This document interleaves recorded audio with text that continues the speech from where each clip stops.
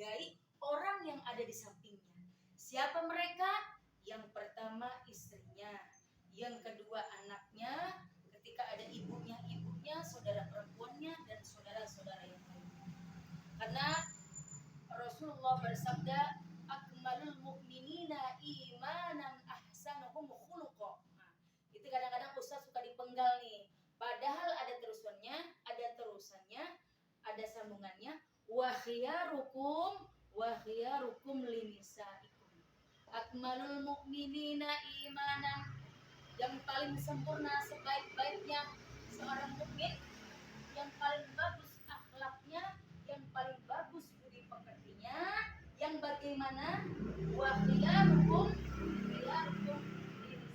Mereka, dia seorang laki-laki, dia seorang pemimpin, yang paling bagus kepada istri dan anak perempuannya yang ada di seperti itu. Bagaimana kalau suami tidak mengerti agama? Dengan cara apa dia mengajarkan kepada istrinya?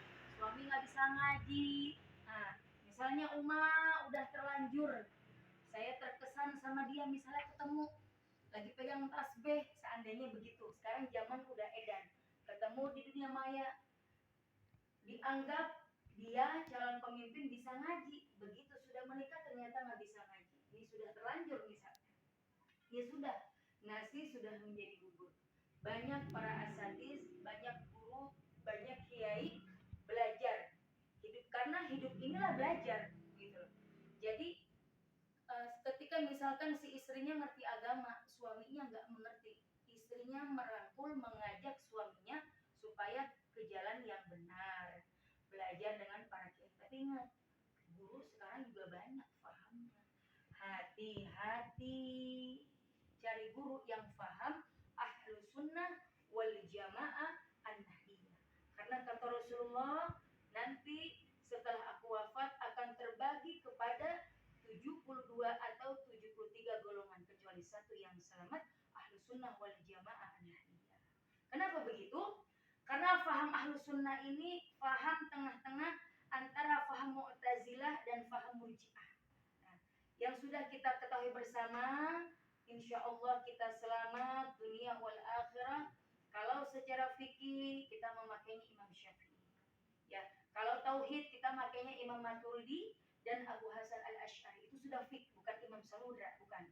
Artinya faham yang tengah-tengah, tidak fanatisme atau sebaliknya, begitu. Tidak konservatif dan sebaliknya. Artinya tengah-tengah. Tasawufnya kita pakai siapa? Pakainya Imam Ghazali atau Imam Junaid al-Baghdadi. Dalam Islam, ini seorang laki ini khusus, laki-laki ya, itu harus balance, harus seimbang, 50-50. Fikihnya harus 50%, tasawufnya 50%. Ketika seorang muslim atau muslimah ya memahami, beda loh, agama dengan memahami agama itu beda. Nah, ketika memahami agama ini ada dua, fikih dan tasawuf. Kalau orang belajar fikih aja, hati-hati, Islamnya menjadi fasid atau rusak. Atau sebaliknya, orang belajar tasawuf aja, maka Islamnya menjadi zindik, suka mengkafir-kafirkan orang. Nah, seorang suami seyogianya paham tuh soal itu, masalah fikih, masalah tasawuf, apalagi baca Al-Quran. Nanti ketika dia mengarungi bahtera rumah tangga, tahu istrinya salah atau tidak, tahu bagaimana cara mendidik anak-anaknya dan lain sebagainya. Intinya, laqad khalaqnal insana fi kabad. Sungguh Allah telah menciptakan manusia dalam susah payah.